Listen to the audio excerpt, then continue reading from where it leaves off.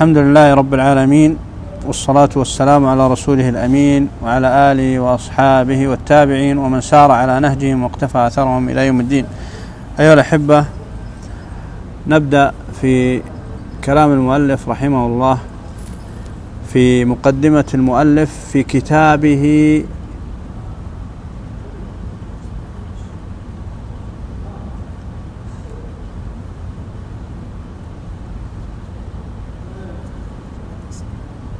اللي هو بلوغ المرام في أحاديث الأحكام.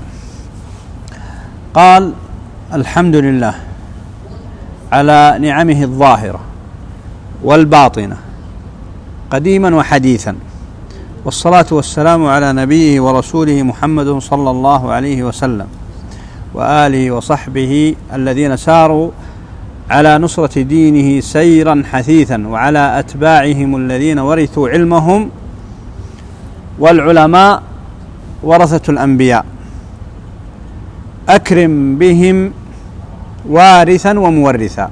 أما بعد، فهذا مختصر يشتمل على أصول الأدلة الحديثية للأحكام الشرعية. حررته تحريرا بالغا لكلام كلام المؤلف رحمه الله، ليصير من يحفظه بين أقرانه نابغا، ويستعين به الطالب المبتدئ ولا يستغني عنه الراغب المنتهي. وقد بينت عقب كل حديث من أخرجه من الأئمة لإرادة نصح الأمة.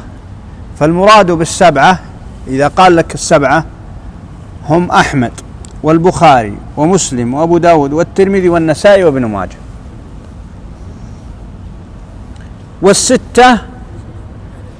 والستة هم كلهم ما عدا الإمام أحمد، الستة ما عدا أحمد، وبالخمسة ما عدا البخاري ومسلم.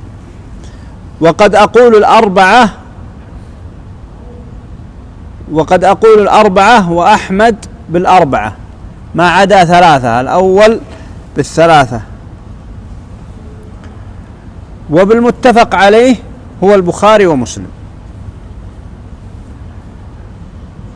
وقد لا أذكر معهم غيرهم، وما عدا ذلك فهو مبين، وسميته بلوغ المرام من أدلة الأحكام. وأسأل الله أن يجعل ما علمناه،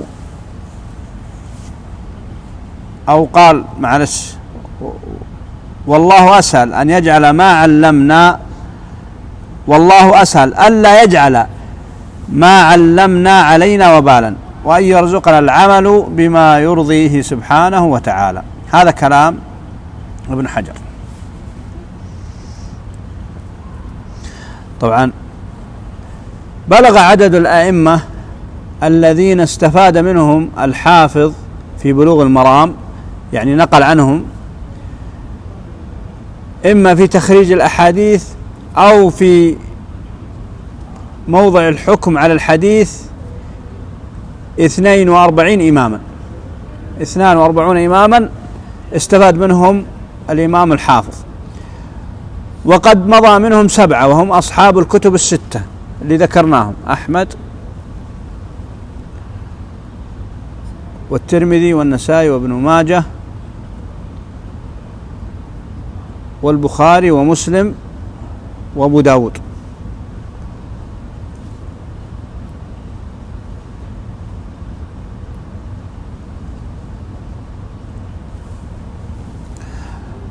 ثم هؤلاء 7. الثامن مالك، الإمام أبو عبد الله مالك بن أنس الأصبحي، إمام دار الهجرة، وأحد الأئمة الأربعة أصحاب المذاهب، له كتاب الموطأ، حدث عنه لا يكاد يحصون، ومن تلاميذه الإمام الشافعي رحمه الله، مات سنة 179 اللي هو الإمام مالك. وأبو داود الطيالسي الحافظ الكبير سليمان بن داود الجارود الفارسي الأصل، أحد أعلام أو أحد الأعلام الكبار، له كتاب المسند، مات 240. وكذلك عبد الرزاق وسعيد بن منصور وابن ابن المديني وابن أبي شيبة وابن رهويه والدارمي والذهبي وأبو زرعة وأبو حاتم وابن أبي خيثمة وابن أبي الدنيا والحارث بن أبي سلمة والبزاز البزار العفو وابن الجارود وأبو يعلى وابن خزيمة وأبو عوانة والطحاوي والعقيلي وابن حبان والطبراني وابن عدي والإسماعيلي والدارقطني وابن منده وابن نعيم والبيهقي والإشبيلي وابن القطان. هؤلاء الذين استفاد منهم ابن حجر في كتابه.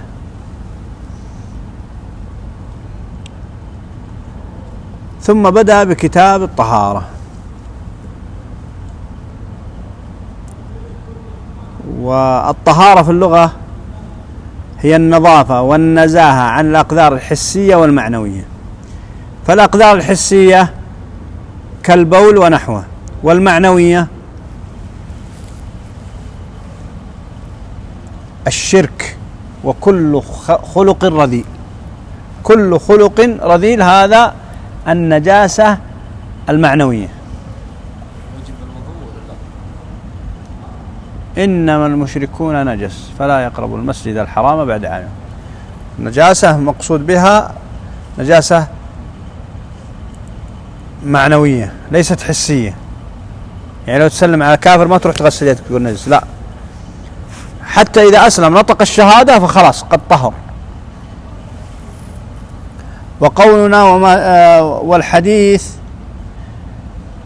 وشرعا عن الطهارة شرعا ارتفاع الحدث وما في معناه وزوال الخبث.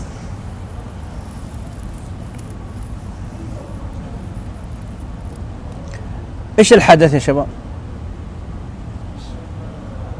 الحدث ايوه ممتاز. الحدث هو الوصف القائم بالبدن المانع من الصلاة ونحوها مما تشترط له الطهارة، ويدخل في هذا الوصف البول والريح وأكل لحم الإبل ونحو ذلك.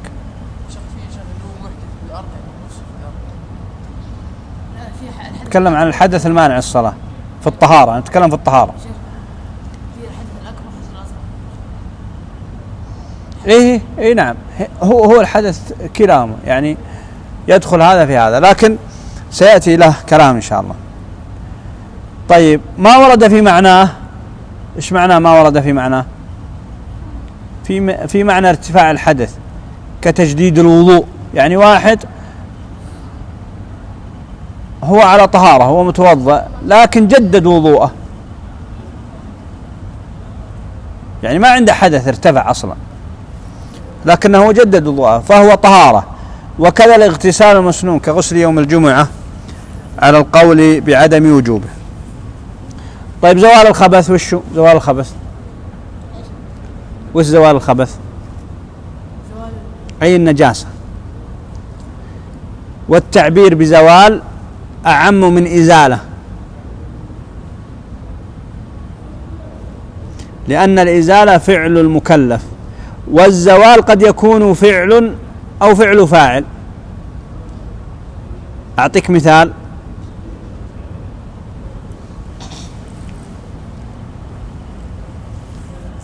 جاء طفل وسوى مثلا بول في حوش المسجد، خلاص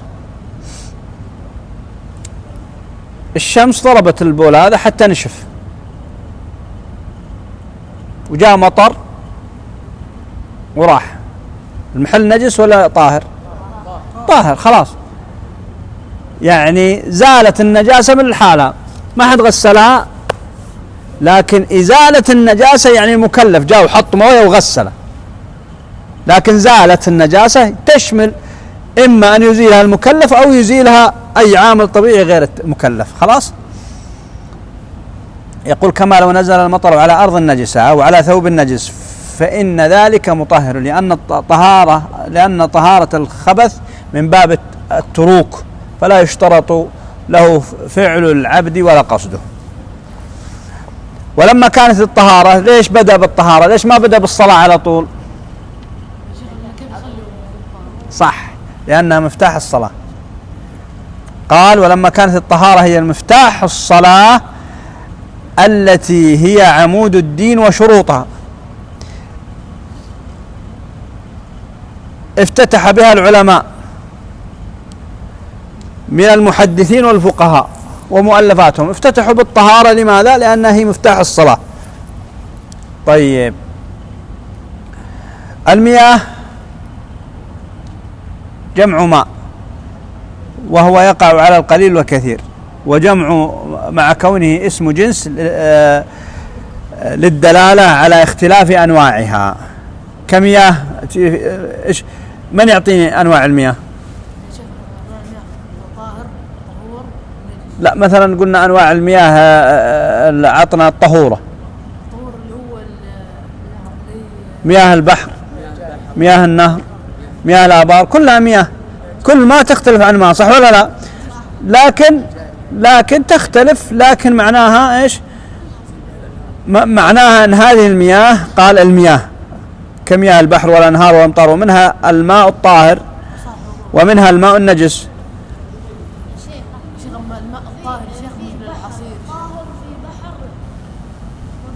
خلاص، إذن يا شباب عندنا أول شيء، أول حديث اللي هو الحديث الأول اللي بنحفظه بكرة يوم الثلاثاء إن شاء الله نسمعه.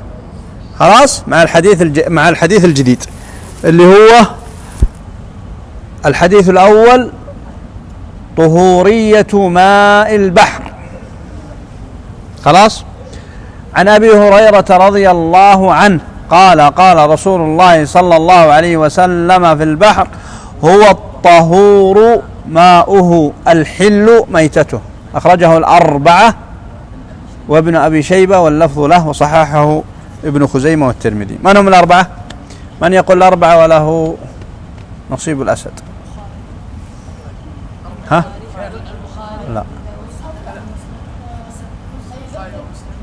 لا، الشيخ ابن أبي شيبة، الشيخ ابن أبي شيبة. ها؟ خطأ. وما جابه الشيخ. ايه، ها؟ ابن أبي شيبة. لا. واللفظ مسلم وابن القطان. طيب، الشيخ خلوني اشرح الحديث، بعدين اشرح لكم الستة هذول بكرة ان شاء الله اشرحها لكم. سهلة جدا، بعطيكم الستة بعدين ابنوا عليها.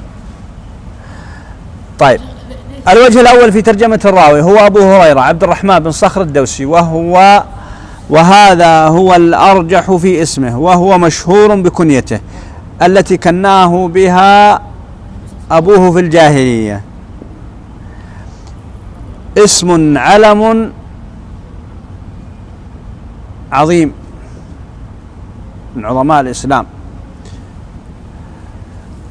طبعا متى أسلم يا شباب؟ أسلم عام خيبر، ولازم النبي صلى الله عليه وسلم، فكان من أكثر الصحابة رواية للحديث. قال له ابن عمر: كنت ألزمنا لرسول الله صلى الله عليه وسلم وأعلمنا بحديثه. كان رضي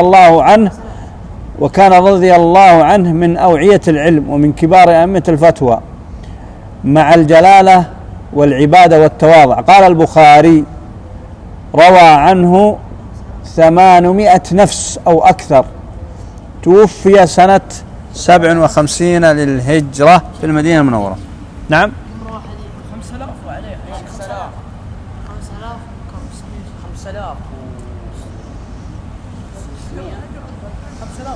طيب، شوفوا اللي أخرجوا الأربعة من هم؟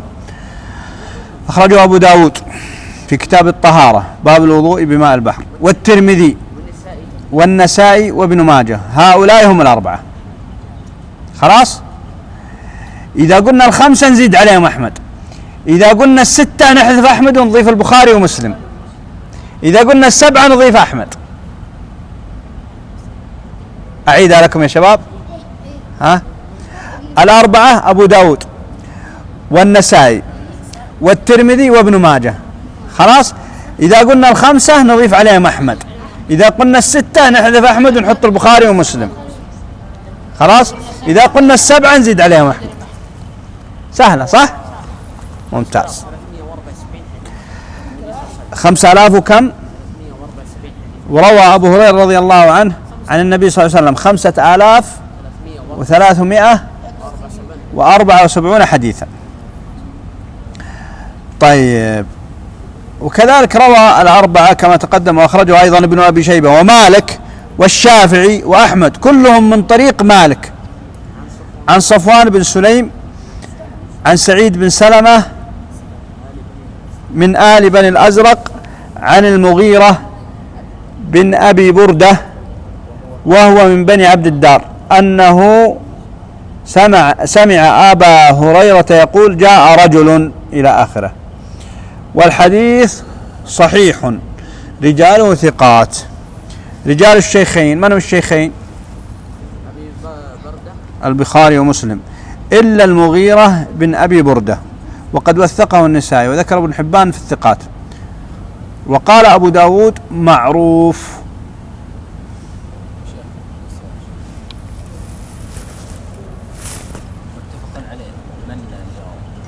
بخاري ومسلم كلهم إذا اتفق البخاري ومسلم يسمونه متفق عليه لأنهم أصح كتابين بعد كتاب الله عز وجل البخاري ومسلم.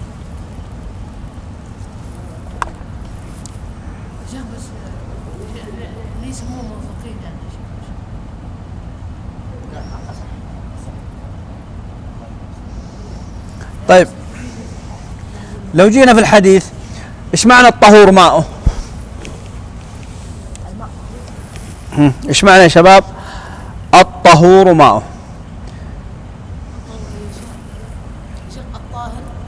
صيغة مبالغة. الطهور صيغة مبالغة أي طاهر مطهر. أي طاهر مطهر.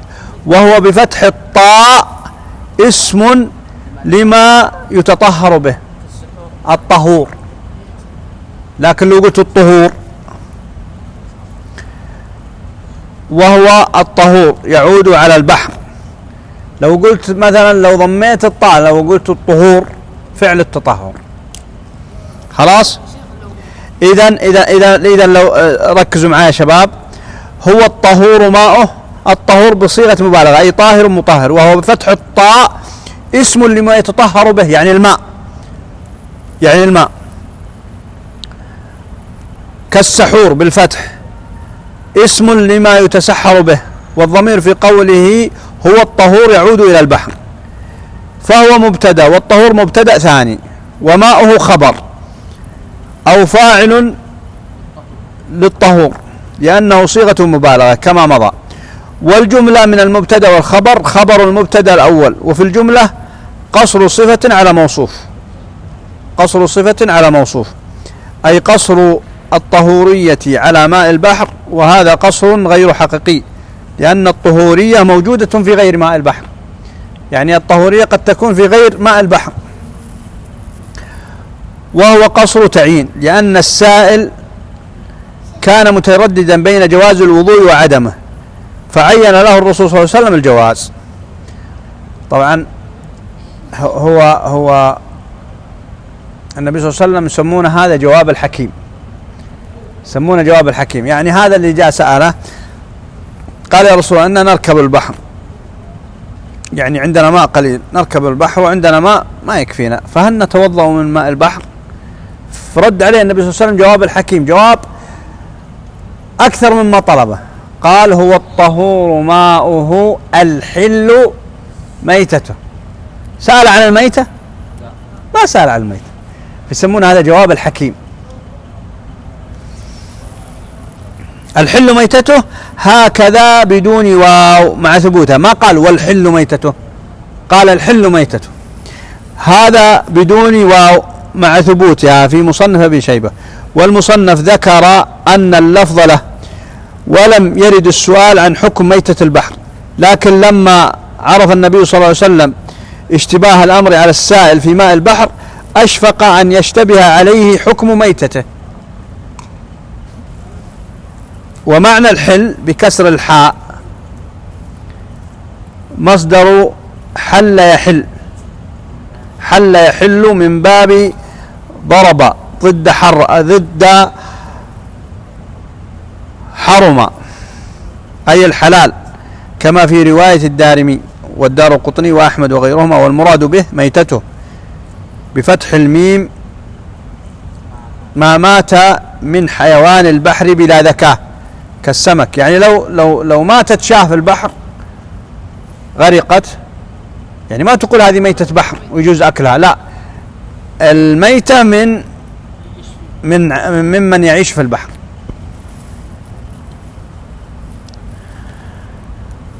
يعني مما لا تحل فيه الذكاء. عمرك شفت سمكة واحد يذكيها؟ ما تحل لها الذكاء. يقول مما لا تحل له الذكاء إلا ما مات فيه مطلقا، فإنه وإن صدق عليه لغة أنه ميتة بحر فمعلوم أنه لا يراد إلا ما ذكر. وسيأتي زيادة بيان عن الكلام على الحديث 13 إن شاء الله. الوجه الرابع، اختصر الحافظ هذا الحديث فلم يذكر إلا الشاهد، وإلا فالحديث له سبب، وهو أنه جاء رجل إلى رسول الله صلى الله عليه وسلم فقال يا رسول الله إنا نركب البحر ونحمل معنا القليل من الماء، فإن توضأنا به عطشنا أفنتوضأ به؟ فقال رسول الله صلى الله عليه وسلم هو الطهور ماؤه الحل ميتته. هذا الحديث الأصل. وإنما توقف الصحابة رضي الله عنهم في التطهر بماء البحر لأنه ماء مالح وريحه منتن، وما كان هذا شأنه لا يشرب، فتوهموا أن ما لا يشرب لا يتطهر به، وإنما لم يجبهم النبي صلى الله عليه وسلم بنعم حينما قالوا أفنتوضأ به، لئلا يصير جواز الوضوء به معتبرا بحال الضرورة.